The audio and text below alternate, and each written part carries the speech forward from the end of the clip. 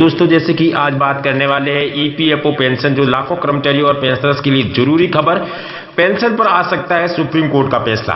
तो दोस्तों चैनल को सब्सक्राइब जरूर करें, साथ में लगा दोस्तों छोटा सा बेल आइकन बटन उसे जरूर दबाएं। दोस्तों इससे क्या होगा, जो भी आने वाली छोटी या बड़ी अपडेट आपको बिना किसी रुकावट से मिलती रहेगी। दोस्तों देश के लाखों कर्मचारी एवं पेंशनर्स के लिए ये बहुत जरूरी सूचना है। ईपीएफओ पेंशन को लेकर इन दिनों सुप्रीम कोर्ट में सुनवाई चल रही है। इसी पर जल्द ही अदालत का फैसला आ सकता है। इसी संबंध में ताजा खबर यह है कि सर्वोच्च न्यायालय ने केरल उच्च न्यायालय के फैसले के खिलाफ कर्मचारी भविष्य निधि संगठन ईपीएफओ द्वारा दायर अपील में विरोधी पक्षों को नोटिस दिया है, जिससे पूर्ण पेंशन का वितरण होता है। शीर्ष अदालत ने 2 सप्ताह के भीतर जवाब देने की मांग की है। मामले को 23 मार्च के लिए स्थगित कर दिया है। ईपीएफओ ने मामले को स्थगित नहीं करने का अनुरोध किया था, क्योंकि केरल उच्च न्यायालय के फैसले पर तुरंत रोक लगाने के लिए एक अंतरिम याचिका दायर भी की गई है। उन्होंने तर्क दिया है कि उच्च न्यायालय के फैसले के अनुसार पेंशन में 50% गुना की वृद्धि होगी। वे पेंशनर्स के अधिशन के दौरान राशि की वसूली नहीं कर सकते हैं। जनवरी में न्यायमूर्ति यूयू ललित की अध्यक्षता वाली पीठ ने केवल सर्वोच्च न्यायालय के फैसले को वापस लिया है, जबकि उच्च न्यायालय के फैसले को रोक दिया गया है। ये अभी भी वैध है। इसके बाद ईपीएफओ ने मामले पर तुरंत विचार करने का अनुरोध किया है। न्यायमूर्ति यूयू ललित की अध्यक्षता वाली पीठ ने आश्वासन दिया है कि मामले को आगे नहीं बढ़ाया जाएगा और सुनवाई तारीख से देने के आधार पर आयोजित की जाएगी। ईपीएफओ पेंशनर्स कौन है? ये योजना कर्मचारी भविष्य निधि संगठन ईपीएफओ द्वारा प्रदान की जाती है। ये सुनिश्चित करती है कि कर्मचारी 58 की वर्ष की आयु पारपत करने के बाद पेंशन पारपत करें और मौजूदा साथ ही नए ईपीएफ सदस्य योजना का लाभ उठा सकते हैं। यह है ईपीएफओ की न्यूनतम पेंशन। सूत्रों के अनुसार सरकार और आरएस 2000 की न्यूनतम पेंशन को लागू करने पर 4500 करोड़ रुपए का अतिरिक्त खर्च वहन करना होगा, और अगर इसे 3000 रुपये तक बढ़ा दिया जाता है तो सरकारी खजाने को बड़े पैमाने पर 14,595 करोड़ रुपए खर्च होंगे। क्या है, ईपीएफ पेंशन बढ़ रही है। पेंशन दोगुनी हो सकती है। सूत्रों के मुताबिक न्यूनतम पेंशन अभी की खबर में 1000 रुपये से बढ़कर 2000 रुपये हो सकती है। इसे केंद्रीय न्यासी बोर्ड और सीबीटी केंद्रीय न्यासी बोर्ड ने 2019 में भी पिछली बार मंजूरी भी दी थी। ईपीएफ 95 पेंशन की ताजा खबर। ईपीएफ 95 के तहत न्यूनतम पेंशन में 7,500 रुपये प्रति माह की बढ़ोतरी की उम्मीद वर्तमान में कर्मचारी पेंशन योजना 1995 ईपीएफ 95 के तहत है 1000 रुपये प्रति माह है, जिसे कर्मचारी भविष्य निधि संगठन ईपीएफओ द्वारा प्रतिबंध किया जाता है। क्या है ईपीएफ पेंशन? ये योजना कर्मचारी भविष्य निधि संगठन ईपीएफ द्वारा प्रदान की जाती है। ये सुनिश्चित करती है कि कर्मचारी 58 की आयु पारपत करने के बाद पेंशन पारपत करें। इसमें कर्मचारी और नियोक्ता को प्रत्येक कर्मचारी की मूल वेतन और महंगाई भत्ते डीए का 12% ईपीएफ योगदान करते हैं। दोस्तों ईपीएफ से कितनी पेंशन मिलेगी आपको बता दूं। 1 सितंबर 2014 से प्रभावी योगदान निम्नानुसार किया जाएगा। 15,000 रुपये का 8.33% 1250 रुपये है। कस्तूरी रंगन कहते हैं कि ईपीएफ पेंशन की गणना करने का सूत्र इस प्रकार है। मासिक पेंशन राशि पेंशन योग्य एक्सेबल सेवा सूत्र है। क्या हम ईपीएफ से पेंशन निकाल सकते हैं? 78 क्या पेंशन लाभ को पीएफ के साथ वापस लेना अनिवार्य है? रकम है कि जो उत्तर कोई सदस्य अपनी पीएफ राशि केवल सदस्य शेयर को वापस ले सकता है और स्कीम सर्टिफिकेट का लाभ उठाकर पेंशन योजना में एक धारण को बनाए रख सकता है।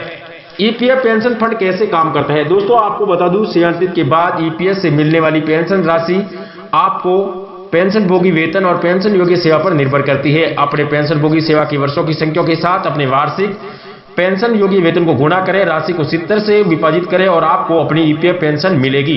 मैं अपनी पेंशन की गणना कैसे करूं? औसत वेतन पेंशन योग्य 70, जहां औसत वेतन का मतलब है पिछले 12 महीनों में खींची गई मूल वेतन प्लस डीए का औसत है, और पेंशन योग्य सेवा का मतलब 15 नवंबर 1995 के बाद संगठित क्षेत्र में काम किए गए वर्षों की संख्या है। एक खाता धारकों के लिए बड़ी सौगात। जॉब छोड़ने के बाद अब पुरानी कंपनी में नहीं करनी होगी पड़ेगी मिन्नत, ठीक है। आपको मिन्नत नहीं करनी पड़ेगी मतलब पुरानी कंपनी में, ठीक है। अब आपको हम बताएंगे कर्मचारी भविष्य निधि ने खाता धारक की बड़ी परेशानी खत्म कर दी है। अब खाता धारक को नौकरी बदलने पर खुद डेट ऑफ एग्जिट को ऑनलाइन अपडेट कर सकेंगे। पहले जानकारी अपडेट करने का अधिकार कंपनी के पास होता था। इससे खाता धारकों को पीएफ खाता अपडेट करवाने के लिए बहुत परेशान होना पड़ता था। किसी भी प्राइवेट लिमिटेड कंपनी में कर्मचारी की सैलरी का एक हिस्सा पीएफ के मतलब तौर पर कट जाता था। इस पैसे को कर्मचारी के पीएफ खाते में जमा किया जाता था। जब तक कर्मचारी उस कंपनी में नौकरी करता था तब तक इसमें कोई दिक्कत नहीं होती थी, लेकिन जब कर्मचारी नौकरी छोड़कर कंपनी में चला जाता था तो ज्यादातर मामलों में पुरानी जो कंपनी है जानकारी अपडेट करने में कर्मचारी को कोई मदद नहीं करती। आपको बता दें कर्मचारी की इस परेशानी को अब मोदी सरकार ने हल कर दिया है। आपको बता दें डेट ऑफ एग्जिट को अपडेट करने के बाद अधिकार खाता धारक के हाथ में आ गया है। जी हाँ गाइज, सभी जो है सभी जो मतलब पीएफ खाता धारक है उनके हाथ में जो है डेट ऑफ एग्जिट आ गया। आप जो है अपडेट कर सकते हैं आप अपने आप, ठीक है। आपको क्या करना होगा, पीएफ के खातेदार का सबसे पहले पोर्टल पर जाना होगा। इस पोर्टल का वेबसाइट आप देख रहे हो, इस वेबसाइट पे ये आपको पता होगा, काफी छोटी छोटी जानकारियां हैं, लेकिन मैं थोड़ी थोड़ी बता देता हूँ, कोई लोगों को पता नहीं होता है। आपको यूजर नेम और पासवर्ड देकर लॉगिन कर देना है। उसके बाद सफल लॉगिन होने पर मैनेज पर क्लिक करना है और मैनेज पर और मार्क एग्जिट पर आपको क्लिक कर देना है। इसके बाद में सेलेक्ट एम्प्लॉयमेंट से पीएफ अकाउंट नंबर को सेलेक्ट करना है। उसके बाद में आपको डेट ऑफ एग्जिट और रीजन ऑफ एग्जिट पर क्लिक करना है, फिर ओटीपी पर क्लिक करना और आधार से रिक्वेस्ट मतलब लिंक्ड मोबाइल नंबर पर आए ओटीपी में मतलब आपको दर्ज करना है, चेक बॉक्स में सेलेक्ट करना है। इसके बाद में अपडेट के मतलब क्लिक पर क्लिक करना, ओके पर क्लिक करना है। ऐसा करते ही आपका डेट ऑफ एग्जिट अपडेट हो जाएगा। डेट ऑफ एग्जिट अपडेट करने से ये फायदा होगा, ईपीएफओ के मुताबिक अगर आपकी एग्जिट डेट अपडेट नहीं है तो आपके अपने ईपीएफ खाते में पैसा नहीं निकाल सकते। जी हाँ गाइस, आप सही सुन रहे हो, नहीं निकाल सकते और नई खाते को पिछली कंपनी में नई ट्रांसफर कर सकते हैं। लेकिन अब ईपीएफओ ने डेट ऑफ एग्जिट अपडेट करने का अधिकार कर्मचारियों को ही दे दिया है। इससे कर्मचारियों को काफी बड़ी परेशानी खत्म हो जाएगी। कर्मचारी भविष्य निधि संगठन ने खाताधारक की बड़ी परेशानी खत्म कर दी है। अब खाताधारक नौकरी बदलने पर खुद का डेट ऑफ एग्जिट को ऑनलाइन अपडेट कर पाएंगे। पहले जानकारी अपडेट करने का ऑप्शन भी नहीं था, ये खाताधारक के हाथ में नहीं हुआ करता था। आपको बता दें, किसी प्राइवेट लिमिटेड कंपनी में कर्मचारी की सैलरी के हिसाब से पीएफ के तौर पर काटा जाता है। इस फैसले पर कर्मचारी के पीएफ खाते में जमा किया जाता है। जब तक कर्मचारी उस कंपनी में नौकरी करता है तब तक तो इसमें कोई दिक्कत नहीं होती है, लेकिन जब कर्मचारी नौकरी छोड़कर दूसरी कंपनी में चला जाता है तो ज्यादातर मामलों में पुरानी कंपनी अपडेट करने में कर्मचारी की कोई मदद नहीं करती है। कर्मचारी की इस परेशानी को मोदी सरकार ने हल कर दिया है। आपको बता दें, डेट ऑफ एग्जिट को अपडेट करने का अधिकार आप सभी के हाथ में आ गया है, ठीक है।